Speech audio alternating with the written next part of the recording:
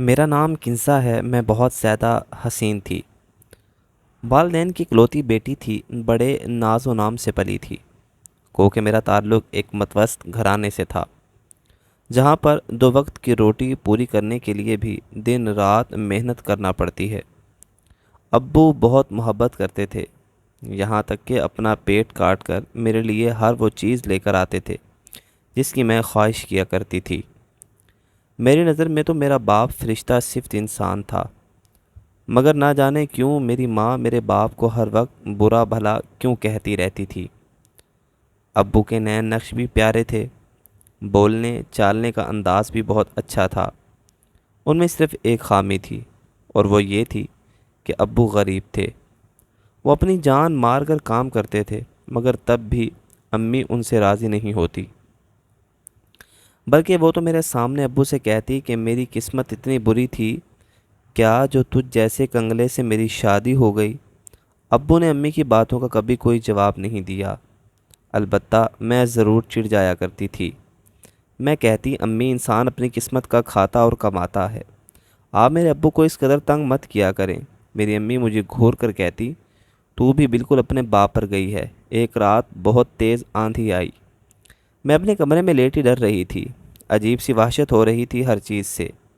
ایسا لگتا تھا جیسے روحیں میرے آس پاس گھوم رہی ہیں۔ دل بہت گھبرا رہا تھا، مگر والدین کے آرام کا خیال کر کے ان کے کمرے میں نہ گئی۔ یوں ہی ڈرتے ڈرتے رات بیت گئی۔ میری صبح امی کی چیخیں سن کر ہوئی تھی۔ وہ کہہ رہی تھی کہ ہائے میں تو اجڑ گئی۔ میرے دل پر دھڑکا سا لگا تھا۔ میں بھاگ کر امی کے کمرے میں گئی تو میرے باپ کی سرد لاش پڑی تھی۔ میں پھٹی پھٹی آنکھوں سے امی کی جانب دیکھنے لگی۔ امی بولی، کنزا، مجھے نہیں معلوم یہ سب کیسے اور کب ہوا۔ میری طبیعت خراب تھی، میں تو دوا لے کر سو گئی تھی۔ مجھے اپنے ارد گرد کی کچھ ہوش نہیں تھی۔ صبح اٹھی تو دیکھا تیرا باپ چلا گیا۔ میں اس قدر شوق کی کیفیت میں تھی کہ میری آنکھ سے آنسو بھی نہیں بہا تھا۔ میری امی نے چیخ چیخ کر سارا محلہ اکٹھا کر لیا تھا۔ ہر کوئی ہمیں دلاسے دے رہا تھا، مگر میری آنکھوں میں تو رات والا منظر ٹھہر سا گیا تھا۔ شاید میرے ابو کی روح رات بھر میرے کمرے میں ہی رہی تھی۔ ابو کی میت اٹھائی گئی تب میرا سکتہ ٹوٹا تھا۔ میں ابو کی میت کے ساتھ لپٹ گئی تھی۔ پھر مجھے کچھ ہوش نہ رہا۔ مجھے بس اتنا پتہ ہے کہ باپ کے جانے کے بعد میرے بخت الٹ گئے تھے۔ میں ماں کی آنکھوں میں کھٹکنے لگی تھی، اور پھر ایک دن امی میرے پاس آ کر بولی، کنزا، آج تیرا نکاح ہے، تیار ہو جانا۔ میں نے تعجب سے امی کی جانب دیکھ رہی تھی۔ وہ بولی، یہ عروسی لباس پہن لینا، تیرے سسرال کی جانب سے آیا ہے۔ میں نے ایک دم سے وہ شاپر امی سے چھین کر دور پھینک دیا اور بولی، امی، آپ کا دماغ خراب ہو گیا ہے؟ ابھی تو میرے باپ کی قبر کی مٹی کا رنگ بھی تبدیل نہیں ہوا، ابھی تو ان کا 40واں بھی نہیں ہوا، آپ کو ابھی سے میری شادی کی پڑ گئی ہے کیا؟ امی ایک دم سے پھوٹ پھوٹ کر رونے لگیں۔ وہ میرے قدموں میں بیٹھ گئی اور کہنے لگی، بیٹی، میں یہ سب ہرگز نہ کرتی، مگر تیرے باپ سے مرنے سے 2 دن قبل مجھے بتایا تھا کہ اس نے تمہارے لیے ایک رشتہ پسند کیا ہے۔ اب کل رات وہ مجھے خواب میں آیا تھا۔ اس کی روح بہت بے چین تھی۔ کہنے لگا، میری بیٹی کی ابھی تک شادی کیوں نہ کی؟ بیٹی، شادی کر لو، نہیں تو تیرے باپ کی روح بے چین رہے گی۔ امی کی باتیں سن کر مجھ پر لرزہ طاری ہو گیا تھا۔ کیا سچ میں میری وجہ سے میرے باپ کی روح بے چین تھی؟ امی اٹھ کر چلی گئی تھی، مگر میں نے رو رو کر اپنا برا حال کر لیا تھا۔ امی کی باتیں یاد کر کر کے مجھے بخار ہو گیا تھا۔ شام میں ٹماٹر کی طرح سرخ ہو چکی تھی۔ بخار سے میرا بدن ٹوٹ رہا تھا۔ تب بھی امی نے مجھے مہلت نہ دی۔ میرا دلہا آیا تھا، مگر میں اسے دیکھ نہ پائی۔ میرا نکاح ہو گیا اور مجھے گاڑی میں بٹھا دیا گیا۔ گاڑی میں بخار کی وجہ سے میری آنکھ لگ گئی تھی۔ پھر گھر آ گیا۔ مجھے نہیں معلوم کس نے میرا ہاتھ پکڑ کر کون مجھے کمرے تک لے کر گیا۔ مجھے سیج پر بٹھا دیا گیا، مگر جسم میں اتنا درد تھا کہ مجھ سے بیٹھا نہ گیا، اس لیے میں لیٹ گئی۔ تھوڑی دیر بعد کمرے کا دروازہ کھولا اور ایک بوڑھا آدمی کمرے میں داخل ہوا۔ میں سمجھی شاید یہ میرا سسر ہے، اس لیے جلدی سے اٹھ کر بیٹھ گئی۔ وہ بوڑھا شخص میرے پاس آ کر بیٹھ گیا اور کہنے لگا، میں بہت خوش نصیب ہوں کنزا، جو مجھے تم جیسی لڑکی ملی ہے۔ میں اس کی بات سن کر ایک دم ہوش میں لوٹ آئی۔ پھر اس نے انگوٹھی میری جانب بڑھائی تو میں چلا اٹھی۔ میں بولی، نہیں نہیں، ایسا نہیں ہو سکتا، میری شادی تمہارے ساتھ نہیں ہو سکتی۔ اس کو غصہ آ گیا اور بولا، کیوں؟ اپنے پیچھے کوئی عاشق چھوڑ کر آئی ہو کیا؟ میں شوق کی کیفیت میں تھی۔ وہ غصے سے بولتا چلا جا رہا تھا۔ کہنے لگا، اگر کوئی عاشق تھا تو اپنی ماں کو بتاتی۔ اس نے مجھ سے جو 10 لاکھ روپے لیے ہیں وہ تمہارے عاشق سے لے کر تجھے اس کے ساتھ بیاہ دیتی۔ اس شخص کی بات سن کر میں ڈر سی گئی تھی۔ میری آنکھیں بند ہو چکی تھیں۔ میں گہری بے ہوشی میں چلی گئی۔ صبح میری آنکھ کھلی تو میں کمرے میں خود کو اکیلے پایا تھا۔ میں نے ارد گرد کا جائزہ لیا تو یہ دیکھ کر حیران رہ گئی کہ یہ کمرہ تو بہت زیادہ وسیع تھا۔ میں نے خود میں ہمت پیدا کی اور اٹھ کر باہر نکل گئی۔ باہر جا کر دیکھا تو الگ ہی دنیا آباد تھی۔ ایسا لگ رہا تھا جیسے میں کسی محل میں آبسی ہوں۔ یہاں وہاں نوکر چاکر گھوم پھر رہے تھے۔ میرے لیے ناشتہ بھی ملازمہ نے ہی بنایا تھا۔ میں امی کے بارے میں سوچنے لگی تھی۔ میری ماں نے ہمیشہ پیسے کا لالچ کیا تھا۔ میرے باپ کی زندگی اجیرن بنا رکھی تھی، پھر مجھے بھی بیچ دیا۔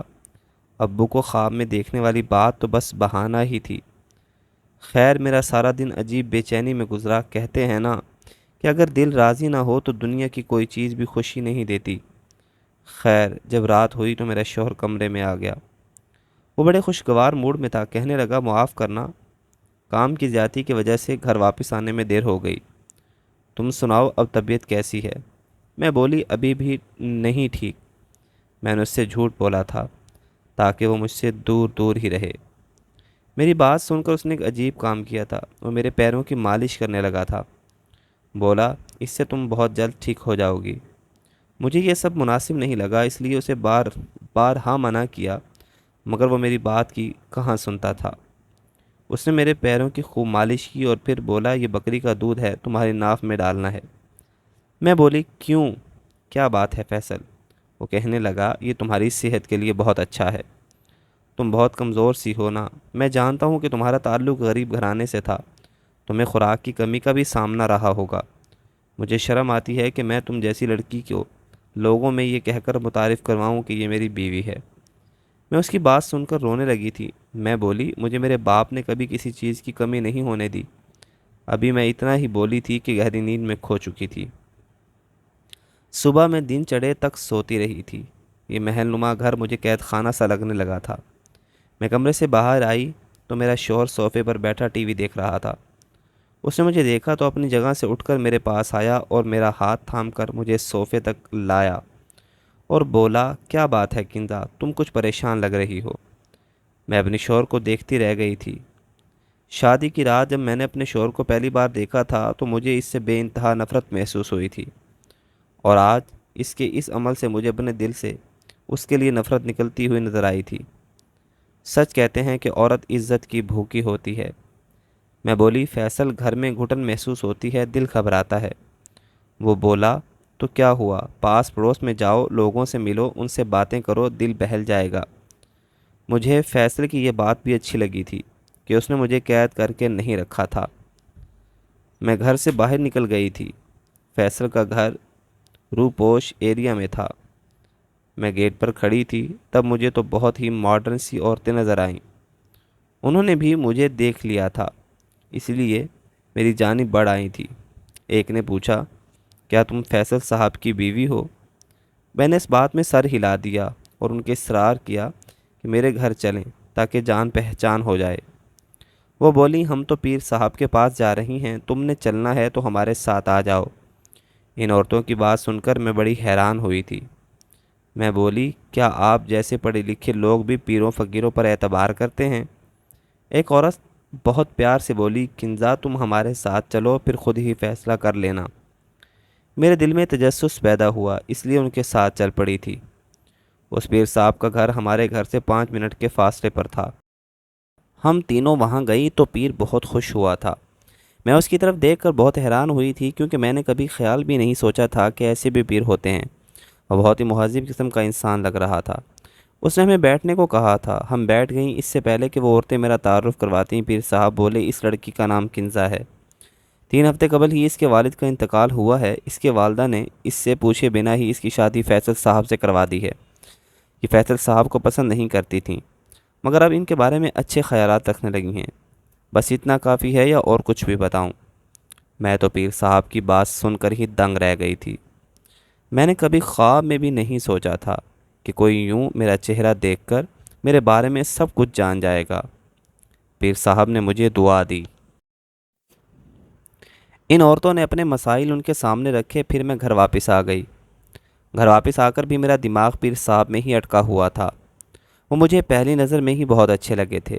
میں نے دل ہی دل میں سوچا کہ کاش فیصل کی بجائے میری شادی اس پیر صاحب سے ہو جاتی۔ خیر میں نے پھر اس خیال کو جھٹک دیا تھا۔ رات ہوئی تو میرے شوہر نے پھر سے میرے پیروں کی مالش کی تھی۔ اس کے ہاتھوں میں اتنا سکون تھا کہ میری آنکھیں نیند سے بوجھل ہونے لگتی تھیں۔ اس کے بعد اس نے مجھے بکری کا دودھ دیا اور بولا ناف پر لگا لو۔ میں نے اپنے شوہر کی بات مان لی۔ پھر تھوڑی ہی دیر بعد میں نیند کی وادیوں میں کھو چکی تھی۔ صبح جب میں اٹھی تو میں نے بستر کو خالی پایا تھا۔ میرا دل گھبرانے لگا تھا۔ میں نے سوچا فیصل میرے بارے میں کیا سوچیں گے کہ میری بیوی مجھ سے جان چھڑانے کے لیے نیند کا ناٹک کرتی ہے۔ مجھے یہ بھی ڈر تھا کہ نہ جانے اب وہ میرے ساتھ کیسا سلوک کریں گے۔ مگر جب میں کمرے سے باہر آئی تو وہ مجھے دیکھ کر بہت خوش ہوئے تھے، مجھ سے پیار سے بات کرنے لگے تھے۔ میں دل ہی دل میں شرمندہ تھی اور بولی فیصل مجھے معاف کیجیے گا، میں جلدی سو گئی تھی۔ میرا شوہر مسکرا کر بولا نیند پر کس کا اختیار ہے، تم بلا وجہ معذرت مت کرو۔ میں فیصل کی بات سن کر ہلکی پھلکی سی ہو گئی تھی۔ شام ہوئی تو میرا دل پیر صاحب کے گھر جانے کو کرنے لگا تھا۔ میں ان سے اپنے لیے حساب کروانا چاہتی تھی کہ آخر میری زندگی کیسی گزرنے والی ہے۔ یوں تو میں پیروں فقیروں پر یقین نہیں کرتی تھی، لیکن یہاں بات ہی کچھ اور تھی۔ وہ بہت ہی شریف قسم کے انسان تھے، آنکھیں جھکا کر بات کرتے تھے، دوسرے کی بات سن کر اس کی پریشانی کا حل نکال دیا کرتے تھے۔ گو کہ ان میں ہر وہ خوبی موجود تھی جو کسی بھی اعلیٰ پائے کے انسان میں ہونا چاہیے۔ آخر کار میں خود کو روک نہ پائی اور پیر صاحب کے گھر پہنچ گئی تھی۔ وہ مجھے دیکھ کر بہت خوش ہوئے تھے۔ انہوں نے ایک نظر ڈالنے کے بعد سر جھکا لیا تھا۔ میں نے ان سے اپنی قسمت کا حال پوچھا تو مسکرا کر کہنے لگے تقدیر رب کی طرف سے ہے۔ ہاں اگر کوئی مسئلہ درپیش ہے تو بتاؤ، اس کا حل نکال دیتے ہیں۔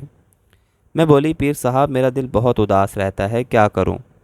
وہ بولے اللہ سے لو لگا لو، اللہ تمہیں انچاہے لوگوں سے بچا کر ان لوگوں میں لے آئے گا جن کو تم دل سے چاہتی ہو مگر ماننے سے ڈرتی ہو۔ میں حیران تھی کہ پیر صاحب ہر بار میرے دل کی کیسے جان لیتے ہیں۔ میں بولی پیر صاحب کوئی وظیفہ؟ وہ مسکرا کر بولے حضرت محمد صلی اللہ علیہ وآلہ وسلم اور ان کی آل پر درود پڑھنے سے بہتر اور کیا ہو سکتا ہے؟ تم اٹھتے بیٹھتے چلتے پھرتے درود شریف پڑھتی رہا کرو۔ میں نے ان کا شکریہ ادا کیا اور اپنے گھر واپس آ گئی۔ میں نے پیر صاحب کی بات پر عمل کیا اور درود پاک کا ورد کرنے لگی تھی۔ فیصل اب پہلے سے بھی بڑھ کر میرا خیال رکھنے لگے تھے، مگر میں نے محسوس کیا تھا کہ وہ کچھ تھکے تھکے سے کچھ پریشان رہتے ہیں، لیکن اس کے باوجود بھی وہ میرے پیروں کی مالش کرنا نہیں بھولتے تھے اور نہ ہی ناف میں بکری کا دودھ ڈالنا بھولتے تھے۔ میں ان کو منع بھی کرتی تھی کہ آپ ایسا مت کیا کریں، آپ تو خود کچھ پریشان سے لگتے ہیں، مگر وہ میری ایک نہ سنتے۔ میں ساری رات سوئی رہتی مگر مجھے ارد گرد کا کچھ ہوش نہیں ہوتا تھا۔ ایک دن فیصل آفس گئے تو گھر واپس نہیں آئے، بلکہ ان کی میت آ گئی تھی۔ مجھے کسی نے بتایا کہ انہیں ہسپتال میں دل کا دورہ پڑا تھا، اسی سبب انتقال کر گئے ہیں۔ مجھ پر تو غم کا پہاڑ ٹوٹ پڑا تھا۔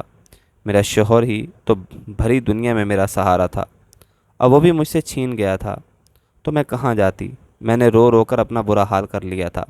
خیر جانے والے تو چلے جاتے ہیں۔ فیصل کے انتقال کے 7ویں دن پیر صاحب میرے گھر آئے تھے۔ وہ میرے شوہر کی تعزیت کرنے آئے تھے۔ ان کا یوں چل کر میرے گھر آنا بڑے اعزاز کی بات تھی۔ وہ بولے کنزا میں نے کہا تھا نا کہ درود شریف کی برکت سے ان انچاہے لوگ تمہاری زندگی سے چلے جائیں گے۔ لو تمہارا شوہر چلا گیا، اب تمہاری زندگی میں تمہیں چاہنے والے لوگ آئیں گے، ان کے لیے خود کو تیار کر لو۔ میں پیر صاحب کی بات سمجھ نہیں پائی تھی، بلکہ مجھے تو ان کی بات سرے سے اچھی نہیں لگی تھی۔ خیر وہ چلے گئے تو میں اپنے گھر میں عدت پوری کرنے لگی تھی۔ اب مجھے رات بھر نیند نہیں آتی تھی، شاید میں پیروں کی مالش کی عادی ہو چکی تھی، اس لیے میں نے اپنی کام والی سے کہہ دیا تھا کہ تم میرے پیروں کی مالش کر دیا کرو۔ وہ مان گئی، مگر اس کی مالش سے مجھے نیند نہیں آتی تھی۔ میں سمجھ گئی کہ میرے شوہر کے پاس خاص قسم کا تیل تھا جس کی وجہ سے مجھے نیند آ جایا کرتی تھی۔ میں نے ان کے ہاتھ میں اکثر وہ تیل دیکھا تھا، اس لیے میں وہ ڈھونڈنے لگی تھی، مگر نہ جانے وہ اپنا خاص تیل کہاں رکھتے تھے۔ گھر کا کونا کونا چھان مارنے کے بعد بھی مجھے وہ تیل نہیں ملا تھا۔ اب میں بے خوابی کا شکار رہا کرتی تھی۔ یوں ہی دن گزرتے گئے اور میری عدت بھی پوری ہو گئی تھی۔ ایک دن پیر صاحب میرے گھر آئے۔ وہ کہنے لگے، کنزا ابھی تم کم عمر ہو، ساری زندگی اپنے شوہر کی یاد گلے سے لگا کر نہیں رکھ سکتی۔ پھر تم جانتی ہو کہ آج کل کے حالات کیسے ہیں، ایک بیوہ عورت اپنے گھر کی چار دیواریں میں بھی محفوظ نہیں ہے۔ تمہیں کبھی نہ کبھی شادی لازمی کرنا پڑے گی، کیونکہ تنہا عورت پر تو لوگ چیل کووں کی طرح ٹوٹ پڑتے ہیں۔ میں چاہتا ہوں کہ تم مجھ سے شادی کر لو۔ میں پیر صاحب کی بات سن کر دنگ رہ گئی۔ میں نے تو کبھی خواب میں بھی نہیں سوچا تھا کہ میری خواہش اس طرح پوری ہو سکے گی۔ مجھے سچ میں پیر صاحب مل جائیں گے۔ میں ان کی آفر سن کر خوش تو بہت ہوئی تھی، مگر بولی، پیر صاحب مجھے بیوہ سے شادی کیوں کرنا چاہتے ہیں؟ وہ مسکرا کر بولے، تاکہ تمہیں زندگی کی تمام خوشیاں دے سکوں۔ میں اٹھ کر اپنے گھر آ گئی تھی۔ میں بہت زیادہ خوش تھی، سمجھ نہیں آ رہا تھا کہ میں ہاں کیسے کہہ دوں۔ بہت سوچ بچار کے بعد میں نے بھی ملازمہ کے ہاتھ یہ پیغام بھجوا دیا کہ اس شادی کے لیے رضامند ہوں۔ پیر صاحب نے بھی پیغام بھجوا دیا تھا کہ کل نکاح کے لیے مولوی صاحب کو لے آؤں گا۔ میں بے انتہا خوش ہوئی تھی۔ میں بازار سے جا کر کچھ ضرورت کی چیزیں اور ایک نیا عروسی لباس خرید لیا تھا۔ میں جب گھر واپس آئی تو میری ملازمہ مجھے بہت خوش دکھائی دی۔ وہ کہنے لگی، باجی آپ کے شوہر کا تیل مل گیا ہے جس سے وہ آپ کے پاؤں کی مالش کرتے تھے۔ میں یہ جان کر بہت خوش ہوئی تھی۔ میں اس سے بولی، سارے کام کاج چھوڑو اور میرے پیروں کی مالش کرو۔ اس نے جیسے ہی تیل لگایا مجھ پر غنودگی چھانے لگی تھی۔ میں شام 4 بجے کی سوئی، اگلے دن 11 بجے اٹھی تھی۔ میں حیران تھی کہ مجھے اتنی نیند کیسے آ گئی تھی۔ پھر خیال آیا کہ آج تو میرا نکاح تھا۔ میں خود کو کوسنے لگی تھی کہ بھلا مجھے کیا ضرورت پڑی تھی مالش کروانے کی۔ تھوڑی دیر بعد ہی میرے پاس وہ ملازمہ آ گئی۔ کہنے لگی، باجی آپ جانتی ہیں کہ اس تیل میں بے ہوشی کی دوائی تھی، جب ہی آپ کو اتنی گہری نیند آئی۔ میں بھی تیل لگاتے لگاتے سوئی تھی۔ میں ایک دم چونک گئی کہ آخر میرا شوہر مجھے کیوں بے ہوش کرنا چاہتا تھا۔ میں بولی، یہ تیل تمہیں جہاں سے ملا ہے مجھے وہاں لے جاؤ۔ وہ مجھے فیصل کے اسٹڈی روم میں لے گئی تھی۔ وہاں میرے دیکھنے کے لیے بہت سی چیزیں موجود تھیں۔ میں بولی، تم جاؤ میں آتی ہوں۔ وہاں ایک حساب کتاب والا رجسٹر پڑا تھا۔ اس نے وہ کھول کر دیکھنا شروع کر دیا۔ فیصل نے اس رجسٹر میں سب کچھ درج کیا ہوا تھا۔ اپنے بزنس کی ساری ڈیٹیل بھی پڑی ہوئی تھی۔ آگے کاغذ پر لکھا ہوا تھا کہ میرے پاس اتنی دولت تو موجود ہے، مگر کوئی وارث نہیں ہے، اس لیے میں نے ایک کم عمر لڑکی سے شادی کی تاکہ میرا وارث پیدا ہو جائے۔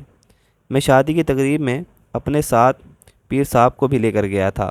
انہوں نے مجھے گھر آ کر بتایا کہ کنزا سے تمہیں وارث نہیں ملے گا۔ میں بہت گھبرا گیا تھا، لیکن انہوں نے پھر دم کیا ہوا تیل اور بکری کا دودھ دیا۔ انہوں نے کہا، فلاں دن تم نے یہ عمل کرنا ہے، پھر تمہاری بیوی حمل کے لیے تیار ہو جائے گی۔ پیر صاحب نے مجھے بھی ایک بوتل عرق سندل دیا ہے۔ میں نے اپنی بیوی کے تیل میں نیند کے سپرے شامل کر دی ہے۔ وہ اسے سونگتے ہی سو جاتی ہے۔ یوں میں اس کے سوال جواب سے بچ جاتا ہوں۔ عرق سندل پینے سے مجھے بھی نیند آ جاتی ہے۔ میں یہ سب پڑھ کر بہت حیران تھی۔ میرا دل گھبرانے لگا تھا۔ ادھر ہی عرق سندل کی بوتل بھی پڑی تھی۔ میں نے سوچا کہ اس کو لیبارٹری میں چیک کرواتی ہوں۔ نتائج جان نکالنے والے تھے۔ عرق سندل میں سلو پوائزن شامل کی گئی تھی، جس سے انسان دھیرے دھیرے اندر سے ختم ہو کر مر جاتا ہے۔ میں تھر تھر کانپنے لگی تھی۔ یہ سب پیر صاحب نے کیوں کیا؟ میں راز جاننا چاہتی تھی، اس لیے میں ان کے گھر کی جانب چل پڑی تھی۔ میں نے جیسے ہی ان کے گھر قدم رکھا، ان کی آواز میرے کانوں میں پڑی تھی۔ وہ نہ جانے کس سے بات کر رہے تھے۔ کہنے لگے، آج میں اپنی محبت کو حاصل کرنے جا رہا ہوں۔ کیا فیصل بوڑھا حسین عورت کا حقدار ہے؟ نہیں نا، وہ مجھے اپنے ساتھ شادی پر لے کر گیا تھا۔ مجھے پہلی نظر میں ہی اس کی بیوی سے محبت ہو گئی تھی، اس لیے میں نے فیصل سے کہہ دیا کہ 40 روز سے پہلے اپنی بیوی کے پاس مت جانا، اور تیل اور بکری کا دودھ تھما دیا۔ خود اس کے راستے سے ہٹانے کے لیے میں نے اس کو شربت میں زہر ملا کر دے دیا۔ کسی کو مجھ پر شک بھی نہیں ہوا، کیونکہ نہ ان لوگوں کی آنکھوں میں دھول جھونک چکا ہوں۔ یہ نہیں جانتے کہ میں کتنا بڑا مجرم ہوں۔ میں تو پولیس سے بچنے کی خاطر یہاں پر بھیس بدلا کر بیٹھا ہوں۔ خیر، آج کنزا میری ہو جائے۔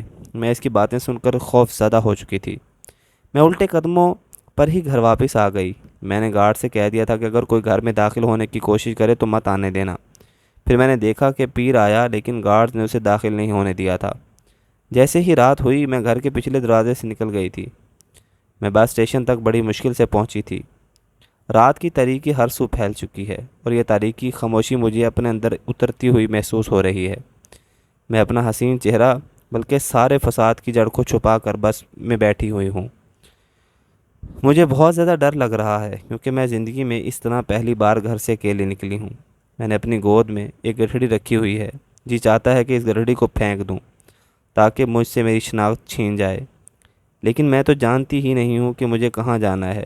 میرے پاس تو کوئی ٹھکانہ ہی نہیں ہے۔ مجھے نہیں معلوم مجھ جیسی لڑکی کا کیا انجام ہونا ہے۔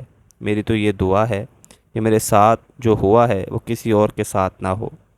مجھے یہ بھی معلوم پڑ چکا تھا کہ میرے شوہر نے اپنی ساری جائیداد مختلف یتیم خانوں میں تقسیم کر دی تھی۔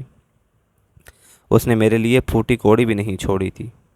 بہت سوچ بچار کے بعد میرے ذہن میں دارالامان کا خیال آیا تھا۔ میں وہاں جا کر آباد ہو گئی تھی، ماں کے پاس واپس نہیں جا سکتی تھی، کیونکہ مجھے اس بات پر یقین نہیں رہا تھا وہ مجھے پھر کسی شخص کے ہاتھوں فروخت کر سکتی تھی۔ دارالامان آ کر میں نے پیر کے خلاف مقدمہ درج کروا دیا تھا۔ پولیس اسے پکڑ کر لے گئی تھی۔ اب میں نے اپنے لیے جینا سیکھنا ہے۔ میں نے اپنی ادھوری تعلیم پھر سے شروع کر دی ہے، ساتھ ساتھ کال سینٹر پر جاب بھی شروع کر دی ہے۔ مجھے یقین ہے کہ ایک دن ایسا آئے گا کہ میں مکمل طور پر اپنے پیروں پر کھڑی ہو جاؤں